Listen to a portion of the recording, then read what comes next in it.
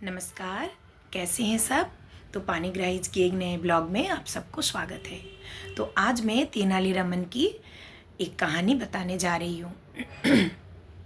तेनालीरामन बचपन में बहुत ही शरारत बच्चा हुआ करते थे और बचपन में ही उनकी पिता का निधन हो गया था। उनकी मम्मी उनको पालने में काफ़ी टाइम असमर्थ होते थे और उनकी शरारत इतनी मात्रा में बढ़ गई थी कि पड़ोसियों ने उनकी मम्मी की कान भर देते थे बोल बोल के। उनकी मम्मी इससे बहुत परेशान रहती थी, हमेशा तेनालीरामन को कहती थी कि बेटा अब तुम सुधर जाओ, दूसरों को परेशान करना बंद करो। पर तेनालीरामन उनकी मम्मी की कोई बात सुनते नहीं थे। उनके पिता की निधन होने के बाद पढ़ाई का खर्चा उनकी मम्मी उठा नहीं सकती थी, इसीलिए स्कूली शिक्षा उनको नहीं मिली थी। तो एक बार क्या हुआ, तेनालीरामन एक नदी के पास बैठे हुए थे और खेल ही रहे थे। तभी एक महापुरुष उनको दिखाई दिए और उन महापुरुष ने बोले, बालक तुम ऐसा करो, एक मंत्र उनको सुनाए और बोले कि इस मंत्र का तुम काली माता के पास, काली माता के कोई भी मंदिर में जाके 1,00,000 बार जाप करोगे तो तुम्हें काली माता तुम्हारे ये मंत्र से और 1,00,000 बार जाप करने से प्रसन्न होकर तुम्हें वरदान देंगे और तुम अपने मन पसंद की वरदान मांग सकते हो। तो तेनालीरामन क्या किए, उसके नेक्स्ट डे नदी पे नहाए और नहाने के बाद जंगल के पास एक माँ काली की मंदिर थी। वो जहाँ रहते थे, जो गांव में, मैं वहीं की बात कर रही हूँ। तो उस काली माँ की मंदिर गए और वहाँ 1,00,000 बार माँ काली की वो मंत्रोच्चारण किए। तो तेनालीरामन की इस मंत्रोच्चारण से क्या हुए, माँ काली बहुत खुश हुए और खुश होकर तेनालीरामन को अपनी विकराल मूर्ति दिखाई। 100 सिर वाली विकराल मूर्ति लेके, रूप लेके हाजिर हो गए। तो तेनालीरामन उनकी ये विकराल रूप देख के बहुत ज़ोर ज़ोर से हंसने लगे।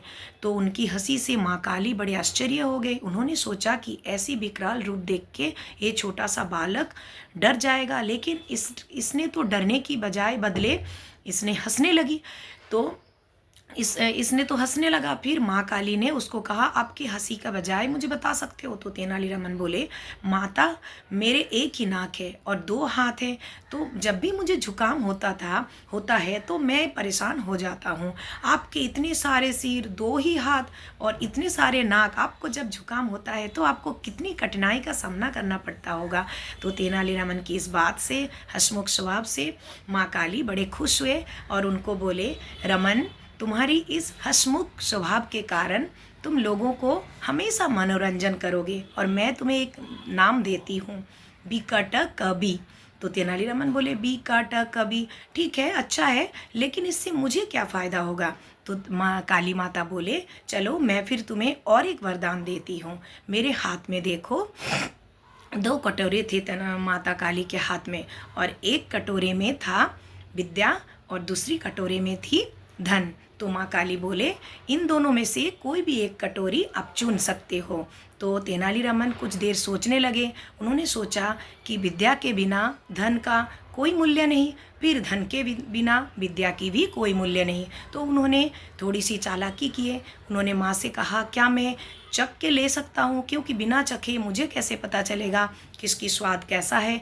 तो उन्होंने, माँ काली ने कहा, ठीक है, अवश्य तुम चख के ले सकते हो। फिर उन्होंने चखने के बहाने में दोनों कटोरी लेके भागने लगे और भागते भागते पीछे मुड़ के माँ काली से माफ़ी मांगे। बोले, माँ मुझे माफ़ करना, क्या मैं ये बहुत बड़ी अन्याय कर दिया? क्योंकि आप खुद ही बताइए, विद्या के बिना धन का कोई मूल्य नहीं और धन के बिना विद्या की भी कोई मूल्य नहीं। अतः ज़िंदगी में आगे बढ़ने के लिए, अच्छी से रहने के लिए मुझे ये दोनों चीज़ों की बहुत आवश्यकता है।